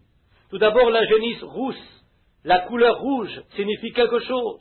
Rouge pour nous signifie danger. C'est un signal avertisseur. Cette couleur signifie arrêt. Il y a danger. Aussi, le rouge dans la Bible est une couverture. Le rouge est une expiation. Le rouge est une sécurité. Vous vous souvenez quand la prostituée Rahab laissa descendre les espions sur une corde cramoisie pour leur sécurité ou sous le rouge, c'est toujours sécuritaire. Or, le sang est rouge. Maintenant, regardez. Selon la recherche scientifique, vous prenez une pièce d'étoffe rouge, ou plutôt une pièce rouge de cellophane, et vous regardez à travers à une autre pièce rouge. Et le rouge à travers le rouge paraîtra blanc. Essayez pour voir. Prenez du rouge et regardez à travers du rouge. Il paraîtra blanc. Eh bien, nous sommes rouges par nos mauvaises actions.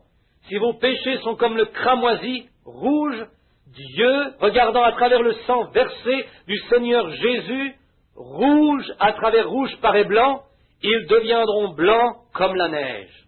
Voyez, pas à travers votre quelque chose d'autre, mais à travers le sang, le seul lieu où il peut communier. En dehors du sang, votre propre justice, il ne la verra jamais. Vos bonnes œuvres, il n'en saura rien. Que vous ne veniez sous le sang. Ensuite, il vous voit comme étant son propre fils bien-aimé, ou sa propre fille bien-aimée. Rouge à travers rouge paraît blanc.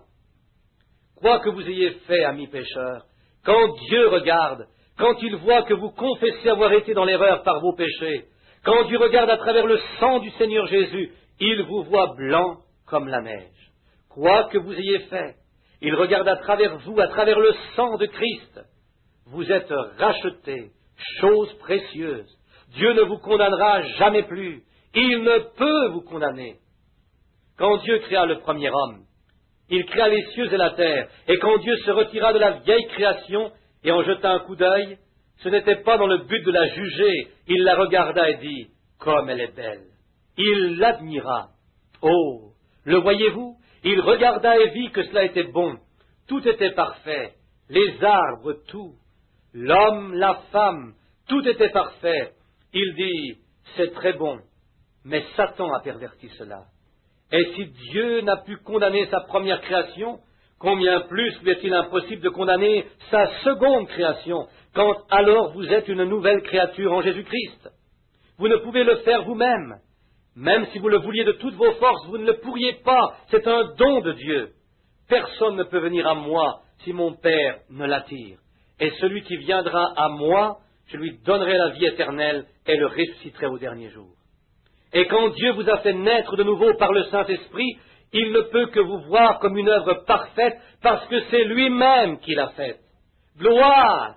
Amen! Amen! Il ne peut vous condamner car vous êtes son œuvre. Amen! Oh! Je sens que je vais crier comme les méthodistes. Pensez-y, vous êtes l'œuvre de Dieu. Il l'a fait. Comment? Par sa grâce souveraine.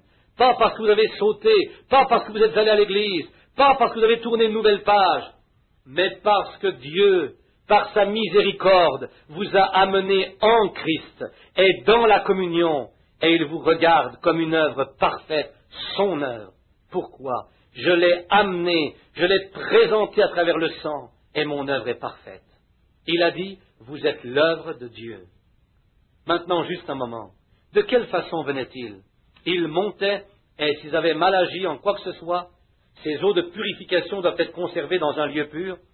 Oh, j'aimerais qu'on puisse s'arrêter là-dessus un bout de temps. Un lieu pur. Les eaux de purification sont la parole. Paul a dit dans Éphésiens, il a dit, car il nous a lavés par l'eau de la parole. Voyez, les eaux de purification, la parole. La parole prêchée vous purifie. Vous entendez la parole et vous dites, je suis dans l'erreur. Je ferais mieux d'abandonner ceci. Je joue à l'église. Je ferais mieux d'abandonner cela. Voyez, ce sont les eaux de purification. Elles devraient être conservées dans un lieu pur. Pas dans un prédicateur qui fume. Non, monsieur. Pas dans un prédicateur qui fait le tour du pays en compagnie d'autres femmes et des choses comme celle-là. Pas dans une église qui pratique l'amour libre et toutes ces choses impies et qui vont au match de baseball et qui ont de grands divertissements et des danses sociales dans l'église. Elle doit être conservée. La parole de Dieu doit être conservée dans un lieu pur. Amen. Un lieu pur qui fait que lorsque l'homme du dehors vient, il peut venir en un lieu pur et être aspergé par les eaux de purification. Ensuite, que va-t-il s'en suivre? Quand il enseignera la parole, si les eaux sont bonnes. Maintenant, si vous aspergez de mauvaises eaux comme « Venez joindre cette église-ci, c'est une bonne église », vous devriez y mettre votre nom dans le livre. « Oh, nous l'avons, gloire à Dieu, c'est nous qui l'avons ». Ce sont là les mauvaises eaux. Quelles étaient les bonnes eaux de purification? Elles parlaient d'un substitut innocent qui mourait pour un pécheur coupable. La génisse rousse mourait, ce qui était un type de Christ. Et rappelez-vous, elle n'avait jamais porté de joug sur son cou. Christ n'a pas été sous le joug d'aucune organisation. Il ne s'est pas du tout impliqué avec elle. Il n'a pas été sous le joug de toute cette futilité. Si nous avions le temps, nous toucherions à cela. Très bien. Mais cela a été fait une eau de purification, voyez. Cela n'élève pas une église dénominationnelle. Cela n'a rien à voir avec cela. Ça ne parlera que d'un substitut mort, qui est mort à votre place. Pas nous, le peuple. Pas notre grande église. Pas notre organisation. Mais de quoi s'agissait-il? D'un substitut innocent qui est mort à votre place, lequel était Jésus-Christ le Seigneur. Ensuite, nous apportons la parole. Les eaux de purification sont appliquées sur la personne. Maintenant, remarquez, rapidement avant de terminer. Maintenant, la chose suivante. Le sang de ce substitut innocent était aspergé 7 fois comme cela, comme témoignage public. 7 est le nombre complet de Dieu. 7 âges de l'Église. Les 7 derniers âges de l'Église. L'Église de Philadelphie et l'Église de Laodicée et l'Église. Chaque âge de l'Église doit venir à travers ce même sang versé. Maintenant, l'homme est venu. Il s'est assis dans la congrégation. Il a entendu la parole. Maintenant, surveillez, il veut communier. Le bâtiment, ce bâtiment-là, est le seul lieu de communion, le seul lieu où il pouvait aller. C'était dans le bâtiment pour communier avec Dieu, car Dieu ne les rencontrait que là. Maintenant, surveillez attentivement. Quel type de Christ? Aujourd'hui, Dieu n'a pas promis de communier à travers les méthodistes, à travers les baptistes, à travers les pentecôtistes. Il a promis de communier en Jésus-Christ. C'est le lieu de votre communion. Vous pouvez fraterniser entre hommes de votre communauté, les y joindre. Vous pouvez aller de l'avant, joindre les orignaux, les élans, les originaux. Ces loges-là, elles sont très bien, elles sont bien. Mais ce n'est pas de cela que je parle en ce moment. Je parle de la communion avec Christ, l'Éternel. Quand le sang a été aspergé, les eaux, le lavage d'eau par la parole est sortie. Vous dites, eh bien, regarde, j'ai joint l'Église, j'ai fait ceci, mais en fait, je n'ai pas eu cette expérience-là. Qu'est-ce que c'est? Ce sont les eaux de purification. Eh bien, je pensais que tout était bien si j'allais à l'église de ma mère. Ce n'est pas cela, frère. Non, monsieur. Quelqu'un est mort pour vous. C'était Jésus-Christ. Vous devez l'accepter. Ensuite, vous recevez cela. Ensuite, la chose suivante, vous avancez vers la communion. Vous voici parti. Eh bien, frère Branham, où puis-je communier?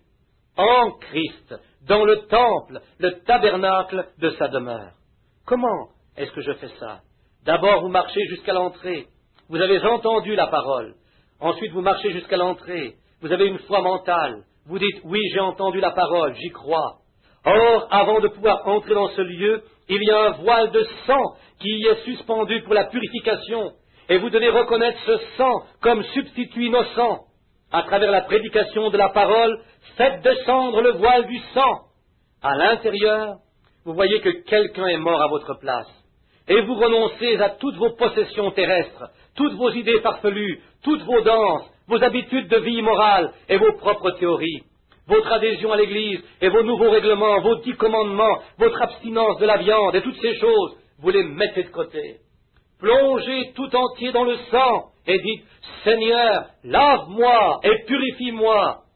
Ensuite, le Saint-Esprit, à l'intérieur de cette cellule de sang, là où l'on communie, vous fait passer à travers le sang de la purification dans le Seigneur Jésus par le Saint-Esprit.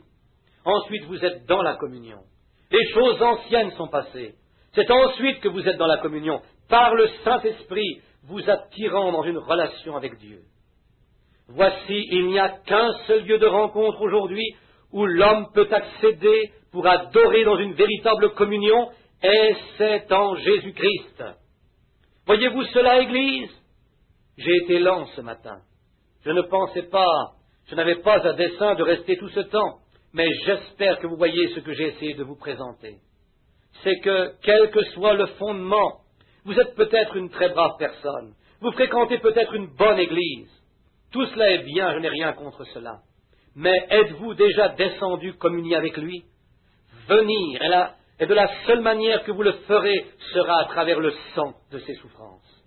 Puis vous vous rendez à l'endroit où la parole est prêchée et vous dites, oui, Jésus est mort à ma place, je crois cela. Maintenant, je dois être purifié de ce tempérament et de tout ce bagage que je traîne. Maintenant, Seigneur, prends-moi sous le sang. Me voici. Et après un bout de temps, cette douce paix qui surpasse toute intelligence descendra dans le cœur humain. Ensuite, vous lèverez les yeux vers le ciel et vous direz, maintenant je demeure en communion. Où que j'aille, quoi que je fasse, je suis dans cette merveilleuse communion. Une paix qui surpasse toute intelligence. Le Saint-Esprit vit en moi. Si la mort survient, qu'est-ce qu'elle peut me faire? Elle ne peut me nuire. Votre âme désire ardemment quelque chose de là-bas. Quotidiennement, vous la recherchez et vous savez où la trouver. Votre ancien tabernacle souffre et gémit et se plaint. Et oh, pendant que les douleurs de l'enfantement se font sentir, c'est vrai. Qu'est-ce que cela signifie? Cette vieille masse d'argile va un jour disparaître. Mais il y a quelque chose à l'intérieur de cette petite masse d'argile qui essaye de sortir, qui essaye de se libérer. Oh, qu'est-ce que c'est? C'est ce petit oiseau appelé l'âme. Et le seul moyen qu'elle a de se libérer, c'est qu'un matin, l'argile cédera et nous l'abandonnerons et nous nous élèverons pour saisir à jamais le prix éternel. Quand l'âme ira rencontrer son bien-aimé là-bas de ses 2 bras ouverts. La seule chose qui vous garde ici est ce vieil amas d'argile. Et le seul moyen qu'a Dieu de prêcher l'Évangile aujourd'hui, c'est à travers cette masse d'argile. Et c'est pourquoi il vous garde ici. Et c'est pourquoi les gens malades ont un droit de venir à Christ. Dites, Seigneur Jésus, si seulement tu me guérissais maintenant, je partirais. Oh, je ne suis peut-être pas un prédicateur, mais je parlerai de cela. Je ferai tout ce qu'il me sera possible de faire. Tu es le cep, je suis l'un des sarments. Or, le cep ne porte pas de fruits, les sarments les portent. Pas le cep, mais le sarment. Le cep donne seulement l'énergie. L'évangile peut être prêché par Christ si seulement vous ouvrez à être un sarment porteur de fruits pour que les autres voient Christ en vous, par votre témoignage, par votre vie et votre manière de vivre. Il est l'énergie, mais vous êtes l'image visible. Vous êtes la Bible ambulante. Que Dieu vous bénisse, mes amis. J'ai foi que vous prendrez ces paroles entrecoupées ce matin, car je me sentais physiquement faible, et que vous les prendrez à cœur, réalisant qu'elles me sont chères. Et puis venez à ce fondement, revenez à la communion avec Christ. Ensuite, vous n'aurez jamais plus à courir d'ici à là et de là-bas à ici. Vous êtes en communion constante avec lui tout le temps. Courberions-nous la tête un moment? La sœur pianiste, si vous veniez, chaque tête inclinée. Tandis que nous réfléchissons à ceci, Je voudrais que chacun d'entre vous prenne ceci profondément à cœur. Suis-je vraiment à la place où je devrais être? Ai-je vraiment une paix qui surpasse toute intelligence? Ai-je vraiment avec Christ la communion qui m'est des plus nécessaires? Est-ce que je parle avec lui? Est-ce que mon cœur brûle de lui parler chaque jour? Quand je rate mon petit temps de prière, est-ce que mon cœur meurt d'envie d'être avec lui? Si ce n'est pas le cas, mon ami, viens aujourd'hui. Ne viendrez-vous pas? La seule chose que vous aurez à faire sera de simplement l'accepter. Christ a dit dans sa parole, « Celui qui écoute mes paroles, c'est ce qui a été prêché ce matin, et croit à celui qui m'a envoyé, pas dans votre tête, mais dans votre cœur, et croit à celui qui m'a envoyé à la vie éternelle. » Dès l'instant, dès qu'il croit, et ne vient jamais en jugement, mais il est passé de la mort à la vie. Notre Père céleste, comme nous approchons la fin de ce message de communion, nous te remercions parce que nous pouvons nous asseoir dans les lieux célestes en Jésus-Christ et communier dans la parole, tandis que le Saint-Esprit nous l'apportait si amoureusement, si tendrement, fortifiant nos faibles êtres et nous faisant de sa substance. Nous t'en remercions, Seigneur. Père céleste, as-tu fait aujourd'hui une nouvelle créature quelque part parmi ceux qui sont là? Pendant que la parole était prononcée, sont-ils venus aux eaux de purification? Le sang est maintenant en train de les couvrir, comme ils sentent que quelque chose fait pression dans leur cœur. As-tu fait une nouvelle créature ce matin, Père? Toi seul peux le faire. Si c'est le cas, Père, puisse-t-il témoigner de la reconnaissance à l'instant. Et tandis que nous avons nos têtes inclinées, si quelqu'un sent que Dieu lui a parlé et que vous voulez devenir son serviteur, il ne vous est pas nécessaire de faire quoi que ce soit. Que personne ne regarde à part Christ et moi-même. Vous ne levez pas la main vers Frère Branham, vous la levez vers Jésus-Christ disant « Seigneur, je crois vraiment ». Dieu vous bénisse, frère. Quelqu'un d'autre lèverait sa main disant « Dieu vous bénisse, frère ». Quelqu'un d'autre lèverait sa main disant « Je crois maintenant sur la base du sang versé ». Dieu vous bénisse, monsieur. Dieu vous bénisse, mon frère. Dieu vous bénisse, mon frère. Dieu vous bénisse, ma sœur. Dieu vous bénisse à l'arrière, mon frère. Sur la base du sang versé. Ô Dieu, voici ma main. À l'heure même et dorénavant. Ce matin, Seigneur, je crois qu'à l'intérieur de moi, quelque chose s'est passé. M'a donné un nouveau départ. Je crois que c'est là, déjà, quelque chose s'est passé. Une paix dans mon cœur. Selon ce qu'il a dit, qu'est-ce qui a fait cela? Personne ne peut le faire si mon Père ne l'attire. Et comme ils l'acceptent, ils reçoivent la vie éternelle. À la minute près où vous levez la main, Dieu la voit. Y en a-t-il un autre avant de prier? Dieu vous bénisse, madame, je vous vois. Dieu vous bénisse, frère, je vous vois. Que Dieu vous bénisse aussi, frère. Venons sur la base de quoi? Parce que je veux aller à l'église? Parce que je veux tourner une nouvelle page? Non, mais parce que quelque chose m'a parlé ce matin, et je sens que je me tiens maintenant dans la cellule de sang. Quelque chose m'est arrivé. Je crois réellement de façon différente ce matin, comme je n'avais jamais cru de ma vie. Dès maintenant, je crois que je suis devenu un fils ou une fille de Dieu, et je lève ma main vers toi, ô Dieu, pas vers Frère Branham, mais vers toi, ô Dieu, que j'accepte maintenant comme mon sauveur personnel. En mon cœur, quelque chose me dit que tu es mon sauveur, et je t'accepte maintenant dans mon cœur. Et je vais être une femme différente ou un homme différent à partir d'aujourd'hui. Je le sais, c'est tout. Que Dieu vous bénisse, sœur. Y aurait-il quelqu'un d'autre? Une douzaine de mains de plus se sont levées. Parmi ce petit groupe de gens, d'une couple de centaines de personnes ou plus, voudriez-vous lever la main et dire « Je l'accepte » Ce ne sera pas possible à moins que Dieu ne vous le dise, car autrement vous feriez quelque chose de faux. Par contre, les gens qui ont levé leurs mains tout à l'heure sont en train d'essuyer les larmes de leurs yeux. Qu'est-il arrivé? La propre parole de Dieu l'a dit. Celui qui écoute mes paroles, c'était vous, et qui croit à celui qui m'a envoyé. Comment pouvez-vous le faire à moins qu'il ne se révèle lui-même à vous? Et parce qu'il l'a fait, et que vous avez levé la main, Dieu dit, il a la vie éternelle, et ne viendra point en jugement, mais il est passé de la mort à la vie, pour ne plus jamais faire face au siège du jugement. Vous êtes déjà jugé, Dieu vous a jugé, vous a tiré à l'intérieur, vous avez accepté Christ en le prenant comme votre sauveur. Aujourd'hui, vous êtes sauvés parce que vous avez cru en lui. Y en aurait-il un autre avant de prier? Très bien. Tandis que nous inclinons nos têtes, rapidement. Maintenant, Père Céleste, Je ne sais ce que je pourrais faire de plus. J'ai demandé à ce que cette parole sorte et trouve son point d'ancrage. Plusieurs ont levé leurs mains ce matin. Ils croient en toi et ils implorent, Seigneur, ta grâce et ton pardon. Et à la minute où tu leur as parlé, ils l'ont saisi. Ils surent que tu avais déposé quelque chose dans leur cœur. Quelque chose, rien d'émotionnel, mais c'était quelque chose qui brûlait à l'intérieur. Et ils l'ont accepté. Et tu as dit, parce qu'ils l'ont fait, tu les as acceptés. Donc ils sont maintenant sauvés sur la base de ta parole. Quiconque le croit de tout son cœur a dès maintenant la vie éternelle, conformément à la parole infaillible du Seigneur Jésus-Christ. Nous t'en remercions. Nous prions que tu leur accorderas longue vie. Fais d'eux tes serviteurs, Seigneur, et qu'ils soient acceptés dans le bien-aimé. Et puissent-ils être maintenant remplis du Saint-Esprit, chacun d'entre eux, scellés dans le royaume de Dieu jusqu'au jour de la rédemption. Tandis que nos têtes sont inclinées, ceux qui ont levé leurs mains, vous lèveriez-vous juste un moment? Levez-vous ceux qui ont levé leurs mains. Que Dieu vous bénisse. Restez debout. Très bien. Tous ceux qui ont levé leurs mains, levez-vous simplement. Restez debout quelques instants si vous le voulez.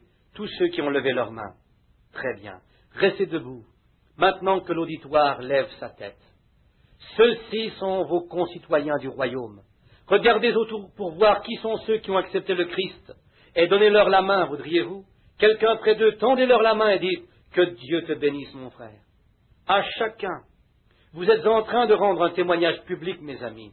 Jésus a dit « Quiconque me confessera devant les hommes, je le confesserai devant le Père et les saints anges ».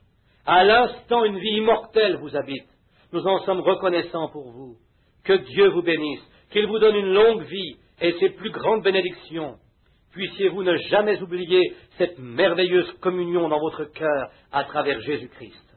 Que Dieu vous bénisse désormais. Vous pouvez vous asseoir. Maintenant, si je vous ai cité les Écritures correctement, écoutez ce que Dieu a dit ici dans sa parole. Écoutez ce que Jésus dit ici. Celui qui écoute mes paroles, c'est la prédication de l'Évangile, et qui croit dans son cœur à celui qui m'a envoyé a, c'est un temps présent, dès maintenant, la vie éternelle qui ne peut cesser. Vous ne connaissez peut-être pas le grec, mais la traduction correcte grecque est Zoé, ce qui signifie la vie même de Dieu. Il a Zoé et ne vient point en jugement, mais il est passé de la mort à la vie. Voici ce qui vous arriverait si vous mouriez tout de suite. Conformément à la parole de Dieu, vous sortez de l'existence des gens qui vous voient pour passer en sa présence. Et c'est là où vous vivez. Vous regardez derrière et vous n'êtes plus de ce monde. Vous vous trouvez dans un autre monde. Et que faites-vous ensuite? Vous êtes comme ces hommes qui sont sous l'autel disant « Seigneur, jusque à quand ?» Voyez, vous ne serez jamais un ange. Vous n'avez pas été créé ange. Vous avez été créés hommes et femmes. Et c'est pourquoi vous désirez ardemment revenir. Car vous constatez ensuite, quand vous montez ici et que vous dites « Oh, je vois tout ce qui en est. Je sais pourquoi je devais y mourir. Je sais pourquoi c'est arrivé. » Vous ne mourrez jamais. Jésus a dit « Celui qui écoute mes paroles et qui croit à celui qui m'a envoyé a la vie éternelle. » Vous ne pouvez mourir. Vous ne pouvez mourir. La partie mortelle meurt, mais vous êtes vivant ici. Votre esprit est ici même avec Christ. Ensuite vous dites « Seigneur, jusque à quand ?» Parce que vous n'avez pas été créé pour demeurer là-bas. Vous n'avez pas été créé cela parce que vous êtes un être humain et vous languissez de revenir dans ce corps parfait à nouveau. Et il a dit encore quelque temps jusqu'à ce que vos compagnons de service aient souffert comme les martyrs ont souffert par le passé. Ensuite, vous retournerez. Après être sortis de ce corps-ci, sortis de la lumière cosmique et du pétrole et de la matière dont vous êtes faits, et que vous passez dans la 4e dimension, et de là à la 5e, puis à la 6e, ensuite vous vous retrouvez juste sous son autel. Dieu est dans la 7e. Or, quand Dieu laisse repartir votre esprit, il revient à quoi? Il sort de la 6e dimension pour entrer dans la 5e, la lumière cosmique, hors de la lumière, dans le pétrole, hors du pétrole, dans l'essence. Et vous revoilà de retour à la terre à nouveau, une toute nouvelle personne. Pas âgé, ni abattu, mais pour ne plus jamais être malade. Vos cheveux ne tourneront jamais plus au gris. Vous ne serez jamais plus ridés. On ne se séparera jamais plus. Vous ne mourrez jamais. Vous n'aurez jamais faim. Vous n'aurez jamais d'ennui. Vous marcherez avec vos bien-aimés et leur donnerez la main, et mangerez, boirez, bâtirez des maisons, et les habiterez, et vivrez à tout jamais dans la présence du Seigneur Jésus. C'est ce que vous avez reçu ce matin, parce que vous avez écouté la parole de Dieu. N'est-ce pas simple? Les prédicateurs rendent cela si compliqué. Vous devez venir et vous empêcher des choses et toutes ces autres choses. Ce n'est pas cela. La Bible a dit, c'est si simple que l'insensé ne ferait pas d'erreur. Juste en l'acceptant, en y croyant, quelque chose arrive ici. Ensuite, Dieu entre avec son esprit dans ce petit habitacle creux, là dans le cœur, cette âme. Maintenant, vous croyez la parole de Dieu et vous avez la vie éternelle. Ce qu'il vous faut maintenant, si vous n'avez jamais été baptisé d'eau, c'est d'être baptisé pour la rémission de vos péchés. Ensuite, Dieu a promis de vous donner le Saint-Esprit à la minute où vous êtes baptisé. Il peut le faire tout de suite, sans même avoir été baptisé. Puis une paix descend dans le cœur, et tout. Ensuite, vous commencez. Ensuite, vous pouvez réellement crier comme un chrétien devrait crier. Ensuite, le parler en langue, et ensuite les dons de l'Esprit commencent à se manifester derrière un cœur pur, un réel fondement. Observez alors ce qui arrive. Ensuite, c'est le réel Saint-Esprit. Mais, si vous ne venez que suite à une petite émotion, ça ne marchera jamais. Vous sortirez directement et en haïrez la cause. Surveillez vos cœurs maintenant. Comme il vous tarde de lire la Bible, comme vous désirez tant vous retrouver seul pour lui parler et dire « Ô Père, ô je t'aime tant », c'est la communion, voyez.